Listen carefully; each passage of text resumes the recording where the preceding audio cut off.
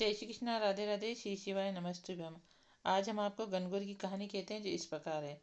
चैत्र का महीना आया। पार्वती जी को भाभी जी के उजड़ने के लिए पीहर जाना था। तो महादेव जी बोले, हम भी तुम्हारे साथ चलेंगे। तो ईसर गौरादे नंदी को साथ लेकर निकले। महादेव जी नंदी पर बैठे और पार्वती जी पैदल चलने लगी।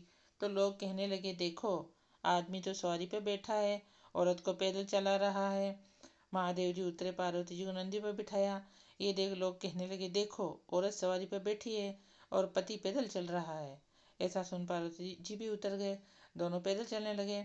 साथ में नंदी भी चलने लगा। अब लोग बोले, देखो, वाहन होते हुए भी दोनों पैदल चल रहे हैं। तो ईश्वर गौरादे दोनों नंदी पर बैठे।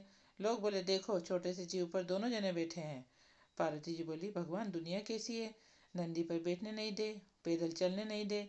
ईश्वर जी बोले, पार्वती जी, संसार है, यहाँ ऐसा ही होता है। आगे गए तो एक गाय उठती बैठती बेचैन हो रही थी। गौरादे पूछने लगी, भगवान, ये गाय कष्ट में क्यों है?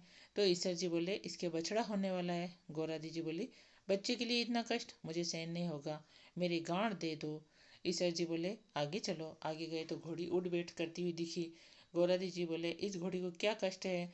तो ईश्वर जी बोले, इसके बच्चा होने वाला है। गौरादी जी बोले, मुझे इतना कष्ट सहन नहीं होगा, मेरे गांड दे दो। ईश्वर जी बोले, आगे चलो। आगे गए तो राजा की नगरी में उदासी छाई थी। ढोल नगाड़े उल्टे थे। गौरादी जी पूछने लगी, सब यहाँ उदास क्यों हैं? ईश्वर जी बोले, यहाँ रानी के कंवर होने वाला है। अब तो गौरादी जी माने नहीं। बोले, बच्चे के लिए इतना कष्ट हो तो मुझे बच्चे नहीं चाहिए, आप मेरे गांड दे दो। ईश्वर जी को गांड देनी पड़ी। ईश्वर जी ससुराल पहुंचे, पीपल के पेड़ के नीचे वास किया। गौरादे पीहर में सहेलियों में मगन हो गई। गनगौर नजदीक आई। ईश्वर जी बोले, आज गनगौर है, सब औरतें पूजा करने आएगी। सवेरे से ही स्त्रियां पूजा करने आने लगी। गौरादी जी सभी को सुहाग बांटने लगी। दोपहर के समय बनियों की औरतें ओढ़ पहनकर 16 श्रृंगार करके पूजा करने गीत गाती हुई आई।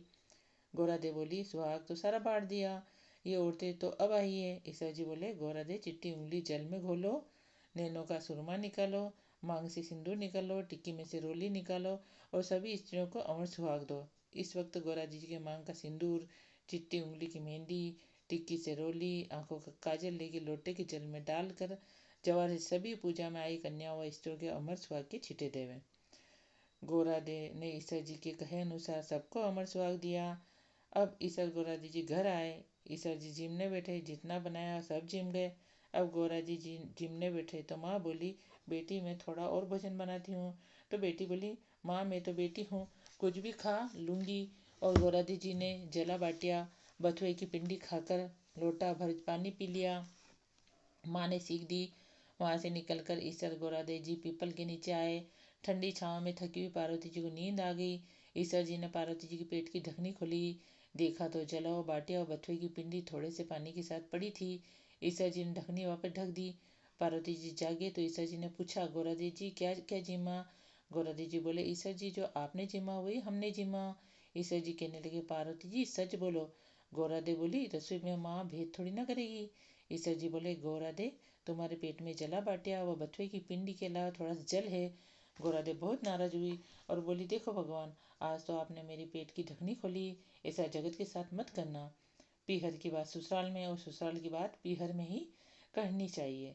पार्वती जी इतना बोली और ईश्वर गौरादी जी वापस कैलाश पर्वत के लिए रवाना हुए। आगे देखा, राजा के यहाँ शहनाएं बज रही, लोग खुशियां मना रहे हैं, रानी बहुत खुश है। गौरादी जी बोली, कुंवर होने पर इतनी खुशी होती है, आप मेरी गांठ कृपा करके खोल दे। ईश्वर जी बोले, पार्वती जी, मैंने पहले ही कहा था, मेरी गांठ खोले नहीं खुलेगी। आगे घोड़ी के बच्चा हुआ। वह अपने बच्चे को प्यार से चाट रही थी, वह बहुत प्रसन्न थी। पार्वती जी बोली, भगवान, आप मेरी गांठ खोलो। महादेव जी बोले, ये गांठ नहीं खुलेगी। आगे गाय अपने बच्चे को प्यार से चाट रही थी और बहुत खुश हो रही थी, और उस गाय की मालकिन भी बहुत खुश हो रही थी। पार्वती जी सोचे, जानवरों को बच्चों को इतनी उमंग है तो मानव की तो बात ही क्या है। और ईसा जी से बोली, भगवान, मेरी गांठ खोलो, नहीं तो मैं आगे नहीं चलूंगी। पर ईसा जी बोले, अब कुछ नहीं हो सकता। थोड़े दिन बीते, पार्वती जी ने अपने मेल का पिंड बनाया, उसमें प्राण फूके। उस बालक को रखवाली रख के पार्वती जी स्नान करने गई। भगवान आए, बालक ने उनको अंदर नहीं आने दिया। तो भगवान ने पूछा कि तू कौन है? बालक बोला, मैं पार्वती पुत्र हूँ। भगवान सोचे, पुत्र कहाँ से आया, और त्रिशूल से उस बालक का गला काट दिया। माँ पार्वती जी आई, देखा और बोली, भगवान, मेरे पुत्र को वापस जीवित करो।